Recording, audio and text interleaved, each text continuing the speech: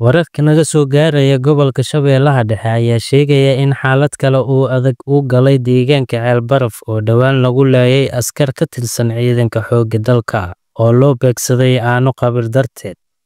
Xiisaha cusub ayaa ka dhalatay weerar kale oo xalay ka dhacay gudaha deegaanka kadib markii ay dil iyo dhaawac loo geystay dad shacab ah oo aan waxba galabsanin. Dhacdadan cusub ayaa waxaa lagu soo waramayaa inay geysteen koox hubeysan oo gaari ku timid kuwaasoo beegsaday dad beeraley ah kadib markii ay rasaas ku fureen. Ugu yaraan hal qof ayaa ku dhintay falkan cusub iyada oo ay ku dhaawacmeen 3 kale sida ay inoo sheegeen ilo dadka deegaanka ah oo lagu kalsoonaan karo. Sidoo kale waxaa kooxda weerarka fulisay ay dab qabadsiisay gaari cagaf ah oo ay lahaayeen dad beeraley ah. Xaaladda deegaanka ayaa kacsan waxaana hakad galay dhaqdhaqaaqa guud kadib markii cabsi soo wajahday shacabka ku dhaqan Ceelbaraf.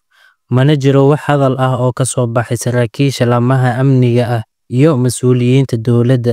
Dhacdadan ayaa la rumaysan yahay inay daba socoto falkii lagu laayay askarta ee horey uga dhacay Ceelbaraf kuwaasoo mar dambe aas loogu sameeyay magaalada Beledweyne ee xarunta gobolka Hiiraan kadib dhexdhexaadin iyo dadaallo dheeraad ah oo loo sameeyay